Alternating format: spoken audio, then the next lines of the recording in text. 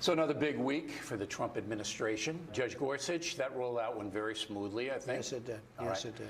But the refugee deal, not so much. I think it was very smooth. You had 109 people out of hundreds of thousands of travelers, and all we did was vet those people very, very carefully. You wouldn't do anything differently if you had to do it over again? Look, in life, some of you your do people things. didn't really know what the order was. Well, that's not what General Kelly said. General Kelly, who's now Secretary Kelly, he said he totally knew, he was aware of it, and it was very smooth. It was 109 people. Let's talk about Iran. Your assessment, do you think we're on a collision course, we being the United States, with that country? I think it was the worst deal I've ever seen negotiated. I think it was a deal that should have never been negotiated. Absolutely, the deal that was made by the Obama administration. I think it's a shame that we've had a deal like that and that we had to sign a deal like that, and there was no reason to do it. And if you're going to do it, have a good deal. We gave them $1.7 billion in cash, which is unheard of. And we put the money up, and we have really nothing to show for it. Possible you tear it up? We'll see what happens. I mean, we're going to see what happens. I can say this. They have total disregard for our country. They are the #1 terrorist state. They're sending money all over the place and weapons, and can't do that. Sanctions, that's how you're going to start with them. Just started. But you're moving a carrier, right? I never talk about military moves. I always criticize President Obama where they'd have an announcement that they're going into Mosul or they're going to some place, and they'd give the name, the date, the time.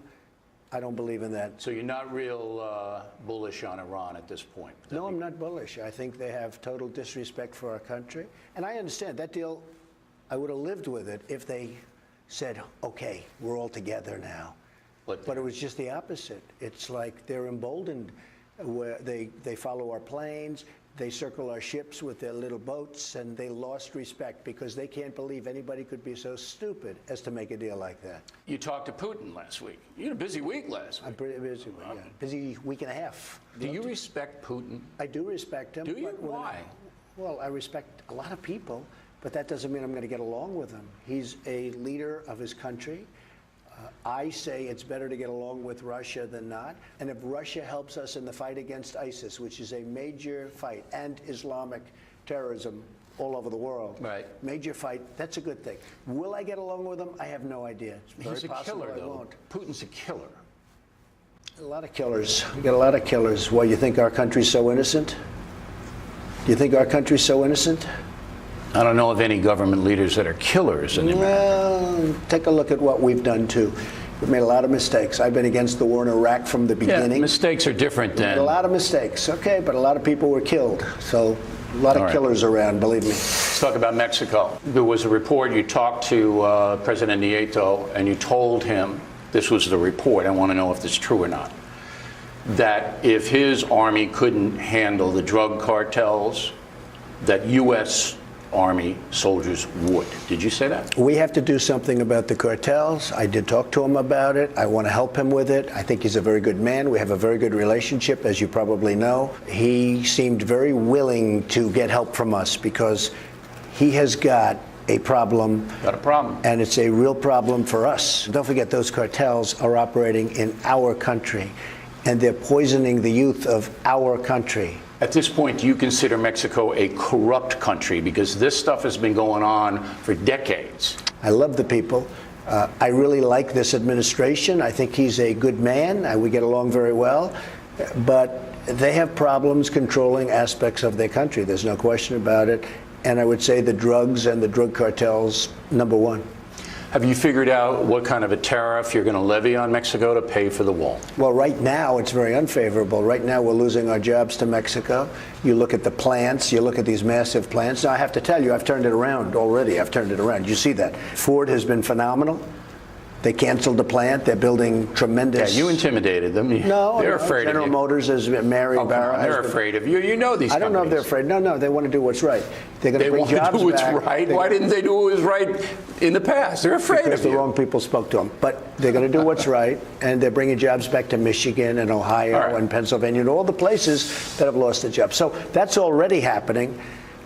I think you're going to see a tremendous job growth in this country. Let's turn to domestic policy. I just spent the week in California, as you know, they are now voting on whether they should become a sanctuary state. So California and the USA are on a collision course. How do you see it? Well, I think it's ridiculous, sanctuary cities. As you know, I'm very much opposed to sanctuary cities. They breed crime. There's a lot of problems.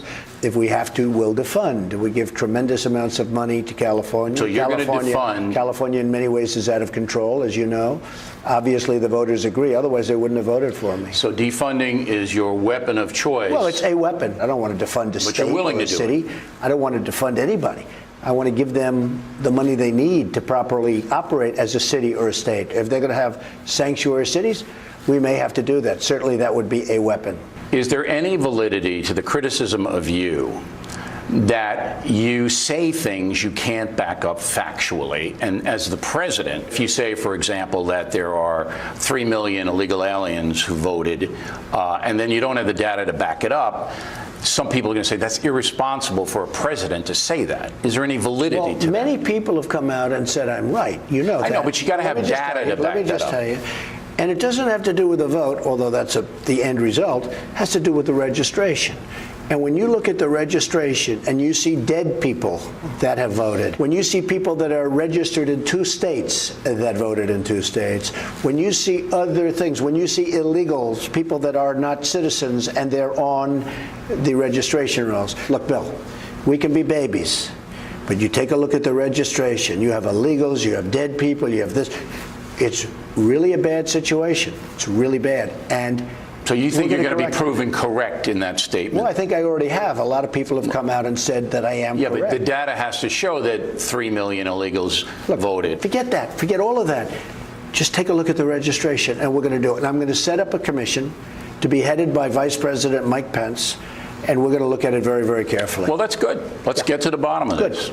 2017, can Americans expect a tax cut? I think so, yes. And I think before the end of the year, I would like to say yes. Okay. Can Americans in 2017 expect a new health care plan rolled out by the Trump administration this year? Yeah, in the process, and maybe it'll take till sometime into next year, but we are certainly going to be in the process. Very complicated.